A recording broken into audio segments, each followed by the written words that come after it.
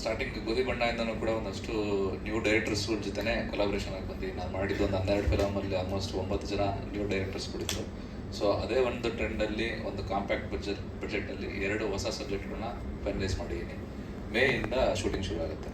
Completely new team ಜೊತೆನೇ work ಮಾಡ್ತಾ ಇದ್ದೀನಿ as of now. Sir actually admission rate ಕಡಿಮೆ ಇಟ್ಟಾಗೆಲ್ಲ ಜಾಸ್ತಿ ಜನ ಬಂದಿತ್ತಿದೆ, ಇನ್ಕ್ಲೂಡಿಂಗ್ ಮಲ್ಟಿಪ್ಲೆಕ್ಸ್ ಆಗಿರ್ಬೋದು, ಇದು ಸಿಂಗಲ್ ಸ್ಕ್ರೀನ್ ಆಗಿರ್ಬೋದು. ಆ ಥರದ ಜನರು ಅಟ್ರ್ಯಾಕ್ಟ್ ಮಾಡೋದೇನಾದ್ರು ಪ್ಲ್ಯಾನ್ ಇದೆ ಸರ್? ಅಂದರೆ ಕಂಟೆಂಟ್ ಚೆನ್ನಾಗಿರ್ಬೋದು, ಚೆನ್ನಾಗಿರ್ಬೋದು, ಅದು ಸೆಕೆಂಡ್. ಬಟ್ ರೀಸೆಂಟಾಗಿ ಮಲ್ಟಿಪ್ಲೆಕ್ಸಲ್ಲಿ 100 ರುಪೀಸ್ ಅಂತ 99 ರುಪೀಸ್ ಅಂತ ಮಾಡಿದಾಗ ವೀಕೆಂಡ್ ಅಲ್ಲದೆ ಇದ್ದರು, ವೀಕೆಂಡ್ ಇದ್ದರು, ವೀಕ್ ಡೇಸಲ್ಲೂ ಕೂಡ ತುಂಬ ಜನ ಬಂದರು. ಆ ಥರ ಅಡ್ಮಿಷನ್ ರೇಟಲ್ಲಿ ಏನಾದ್ರು ಒಂಚೂರು ಆಡಿಯನ್ಸ್ನ ಅಂದರೆ ಕೆಲವೊಂದು ಅಕೇಶನ್ ಇರುತ್ತೆ ಸರ್, ಅಥವಾ ಸೆಕೆಂಡ್ ವೀಕಲ್ಲಿ ಅವೆಲ್ಲ ಅಪ್ಲಿಕಬಲ್ ಆಗುತ್ತೆ. ಬಟ್ ಫಾರ್ ಶ್ಯೂರ್ ಕೆಲವೊಂದು ವರ್ಗದ ಜನಗಳು ಯಾರೆಲ್ಲ ಮಲ್ಟಿಪ್ಲೆಕ್ಸ್ ಟಿಕೆಟ್ಸ್ಗಳನ್ನ ಕಾಸ್ಟ್ಲಿ ಅಂತ ಅನ್ಕೊಂತಾರೆ, 250 ರೂಪಾಯಿ 300 ರೂಪಾಯಿ, ಅವ್ರಿಗೆಲ್ಲ ಒಂದು ಅವಕಾಶ ಇರುತ್ತೆ 99 ರೂಪಾಯಿ ಆ ಥರ ಇದ್ದಾಗ. ಆ ಥರ ಸುಮಾರು ಸ್ಟ್ರಾಟಜೀಸ್ ಕೂಡ ವರ್ಕ್ ಆಗುತ್ತೆ ಸರ್, ಅದನ್ನು ಕೂಡ ಕನ್ಸಿಡರೇಷನ್ ಮಾಡ್ಬೋದು. ನಿಮ್ಮ ಡಿಸ್ಟ್ರಿಬ್ಯೂಟರ್ ಮೇಲೆ ಡಿಪೆಂಡ್ ಆಗಿರುತ್ತೆ admission rate of admission decide ಮಾಡುತ್ತೆ ಸರ್. ಅಂದರೆ ಡಿಸ್ಟ್ರಿಬ್ಯೂಟರ್ನ ಒಪ್ಕೋಬೇಕು, ಅಟ್ ದಿ ಸೇಮ್ ಟೈಮ್ ಥಿಯೇಟ್ರವ್ರನ್ನ ಒಪ್ಕೋಬೇಕು ಸರ್. ಇವಾಗ ಮಲ್ಟಿಪ್ಲೆಕ್ಸ್ ಎಲ್ಲ 50% ಇರುತ್ತೆ. ಅವ್ರಿಗೆ 100 ರೂಪಾಯಿ ಟಿಕೆಟ್ ಇಟ್ಟರೆ 50 ರೂಪಾಯಿ ಅವರು ನಮ್ಗೆ ಸಾಕಾಗಲ್ಲ ಅಂತ ಹೇಳ್ತಾರೆ.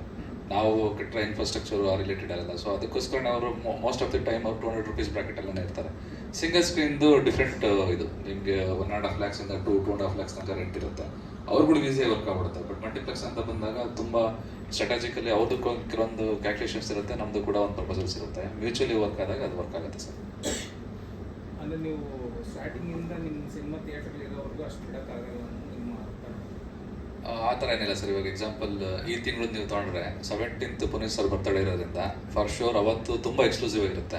ಮೋಸ್ಟ್ಲಿ ಎಲ್ಲ ಕನ್ನಡ ಮೂವೀಸ್ವರೂ ಕೂಡ ಅವತ್ತು ಸರ್ಗೆ ಒಂದು ಟ್ರಿಬ್ಯೂಟ್ ಥರ 150-200 ರುಪೀಸ್ ಇರೋ ಟಿಕೆಟ್ನ ಈವನ್ 70 ರುಪೀಸ್ 80 ರುಪೀಸ್ಗೂ ಕೂಡ ಮಾಡ್ಬೋದು. It's tribute to Puneeth sir. ಆ ಥರ ಒಂದು ಕೆಲವೊಂದು ಅಕೇಶನ್ ಇದ್ದರೆ ಆ ಥರ ವರ್ಕೌಟ್ ಮಾಡ್ಬೋದು ಸರ್. ಸರ್ ಕಿಟ್ಟಿ ಸರ್ ಅವ್ರು ಬಂದಿದ್ದಾರೆ. ಅಲ್ಲ ಸರ್, ಈಗ ಏನಾಗುತ್ತೆ ಅಂದರೆ ಕೆಲವೊಂದು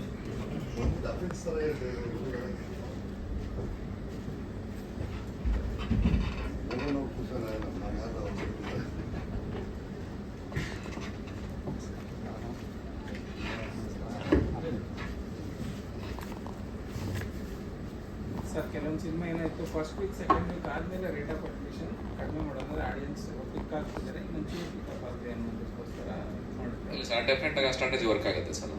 ಅದನ್ನು ನೀವು ಮಾಡುತ್ತಾ ಏನು ಪ್ಲ್ಯಾನ್ ಇದೆ? ಮಾಡ್ಬೋದು ಸರ್, ಡೆಫಿನೆಟಾಗಿ ಮಾಡ್ಬೋದು. 3rd ವೀಕಲ್ಲಿ ಆ ಥರ ಕನ್ಸಿಡರೇಷನ್ ಮಾಡ್ಬೋದು. ನೀವು OTTನೂ ಬರೋದು ಲೇಟು ಅಂತ, ಸೊ ಹಂಗಾಗಿ ಆ ಥರನಾದರೂ ಆಡಿಯನ್ಸ್ನ ಕನ್ಸಿಡರೇಷನ್ ಮಾಡ್ಬೋದು ಸರ್, ಆ ಥರ ಸ್ಟ್ರಾಟಜೀಸ್ಗಳು. ಸೆಕೆಂಡ್ಲಿ